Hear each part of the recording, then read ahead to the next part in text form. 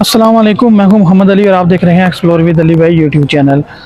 रवात से 10 किलोमीटर, चाहे आप कलर सैदना वाली रोड जाएं या आप मेन जीटी रोड पर रावलपिंडी से जेलम की तरफ या लाहौर की तरफ सफ़र करें तो लेफ़्ट साइड पे एक छोटा सा गांव आता है मनकियाला नाम से, जिसे मकामी लोग मनकियाला तोप या मनकियाला स्तूप के नाम से जानते हैं।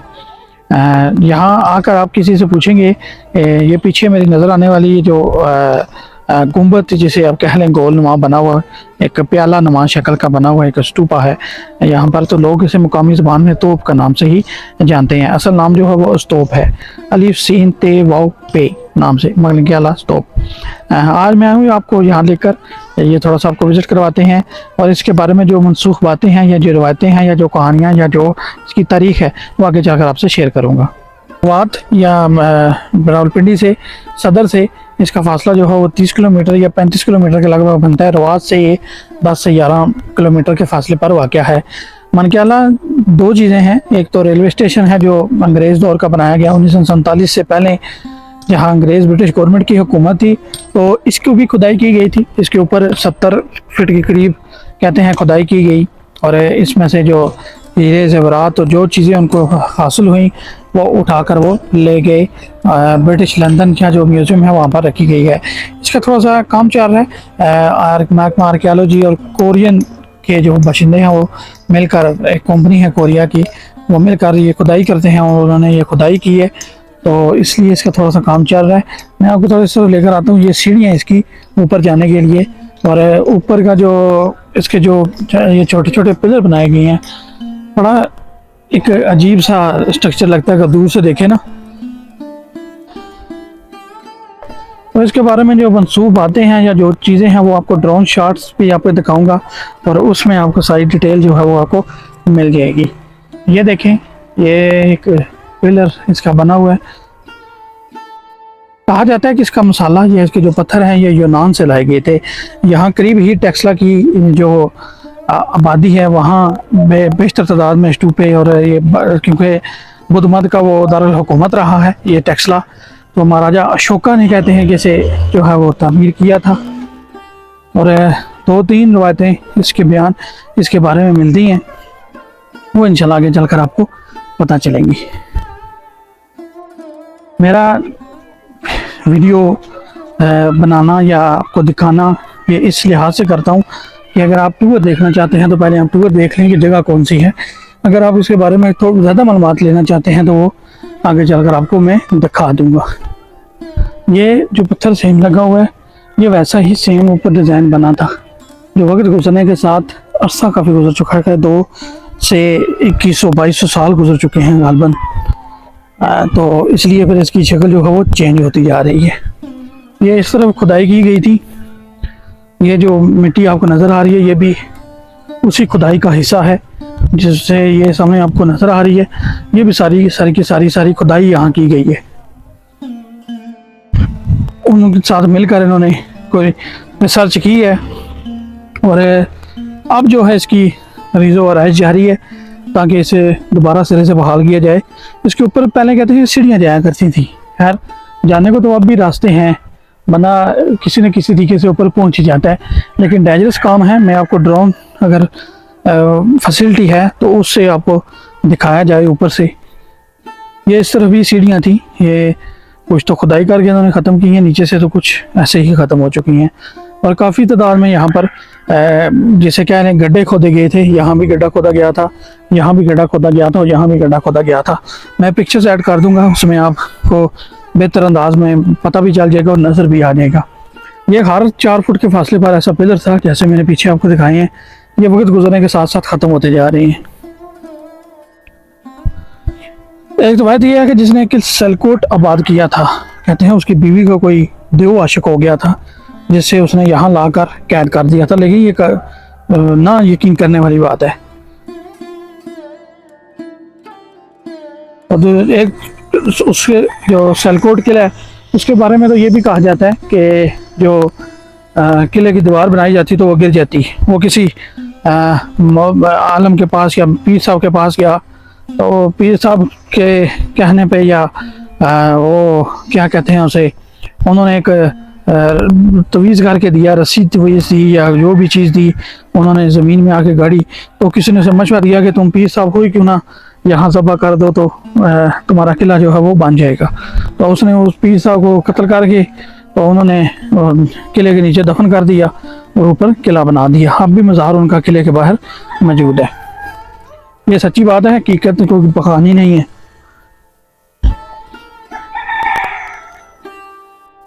ये साइडों पे यहाँ इस तरफ अगर थोड़ा सा जाएं, आधा किलोमीटर या किलोमीटर, तो रेलवे स्टेशन है मनक्याला का। मेरी पूरी कोशिश है मैं आपको उसकी भी वीडियो बनाकर दिखा सकूं।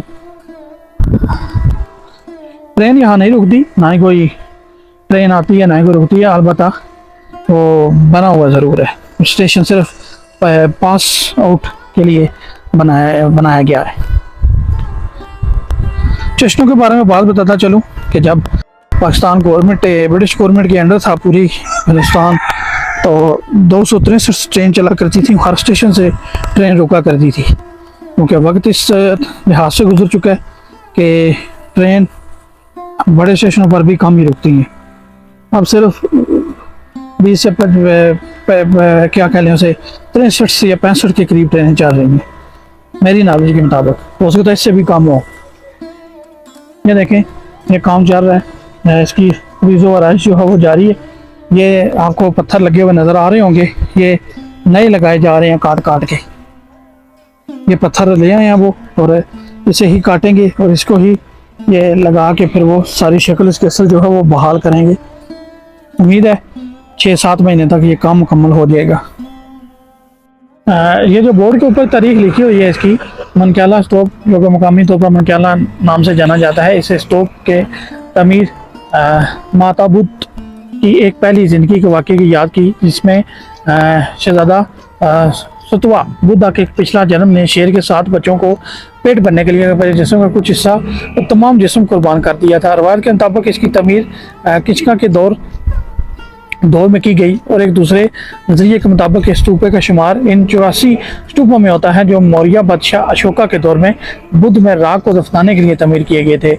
और इसको माउंट एफलियन टोन, जो कि पाकिस्तान में पहले बरतानी नुमाइंदा थे, 1808 में दरियाफ्त किया। तो स्टोव की पहली मरतबा बहाली 1891 में की गई। ये तारीख लिखी हुई है जो ये सही है बाकायदा उन्होंने रिसर्च के मुताबिक। और अगर आप हिस्ट्री देखना चाहते हैं गूगल से देखेंगे या किसी भी किताब में, तो इसका जिक्र मिलता है। ज़हीरुद्दीन बाबर तख्ते बाबरी किताब में उन्होंने भी मनक्याला का जिक्र किया है, लेकिन स्तूप का जिक्र मेरे ख्याल में उन्होंने नहीं किया। मनक्याला गांव के बारे में कहा जाता है कि यह गांव राजा मान या मानक ने आबाद किया, जिसे स्तूप की तमीज़ से मंसूब किया जाता है। यह भी ख्याल किया जाता है कि ये गांव इंडो सितवन बादशाह मानी गुल ने आबाद किया, जो वक्त के साथ साथ मानकपुर, मानक नगर और बिल आखिर मनक्याला मरूफ हो गया। जनरल वंचोरिया, जो रंजीत सिंह की हुकूमत में फ्रांसीसी ऑफिसर था, बड़ा एक बहादुर शख्स था, जिसने मनक्याला स्तूप पर खुदाई की। तो ये खुदाई 22.25 मीटर गहरे कुएं की शक्ल में की गई, जिसकी स्तूप के बिल्कुल वास्तव में खोदा गया। स्तूप की बलाई सतह से 3 मीटर की गहराई में लोहे का एक डब्बा मिला, जिसमें सोने का एक छोटा सा डब्बा बंद था, जिसके ढकने पर खूबसूरत काम किया गया था। उस सोने के डब्बे में दीगर अशिया के अलावा अब्दुल्ला बिन खजान का चांदी का एक सिक्का और कुंजवा के हुक्मरान या सुरमन चांदी का एक सिक्का और 2 मजीद सिक्के जिन पर सूरज देवता की शिबिया थी मिले थे।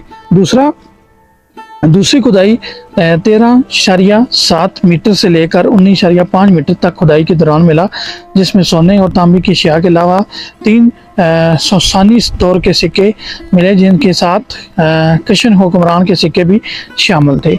ऊपर से 22.25 मीटर की गहराई पर तांबे का एक डब्बा मिला, जिसका एक सोने का डब्बा मौजूद था।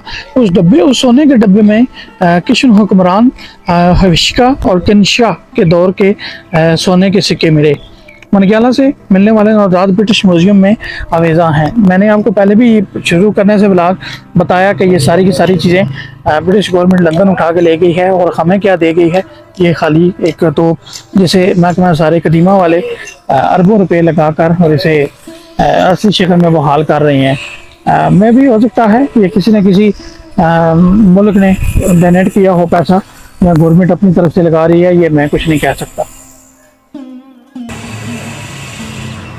कहते हैं हड्डियों को जब ये मधुमक्खी के लोग वफात पा जाते हैं तो इनको जो है दफनाने के लिए भी ये इस्तेमाल किए जाते हैं। स्तूपे बेस्ट स्तूपे जो है इसी तर्ज के लिए बनाए गए थे कि जब ये वफात पा जाते हैं तो इनको दफनाया जाता है। फिर ये इसी स्तूपे की जो है ये इबादत करते हैं। जो इल्म है वो दो तरह के होते हैं, लकामी और गैर लकामी। मतलब कि जो हमारा इल्म है इसमें हम कुछ चेंजिंग नहीं कर सकते इस्लाम में। ये जो मज़हब है ये अपने तौर पर ही बनाया जा सकता है, मतलब कि इसमें चेंजिंग की जा सकती है। आसान अल्फाज में आपको बता दिया। अब सुनने वाले ये ना शुरू हो जाइएगा कि ये बात तो गलत है।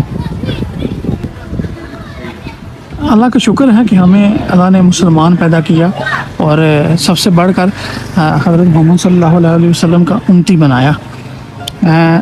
देखकर हैरानी होती है कि कैसे कैसे मज़हब अल्लाह ताला ने दुनिया में बनाए हैं कि देखकर हैरानी होती है कि ये किस चीज़ की इबादत करते हैं।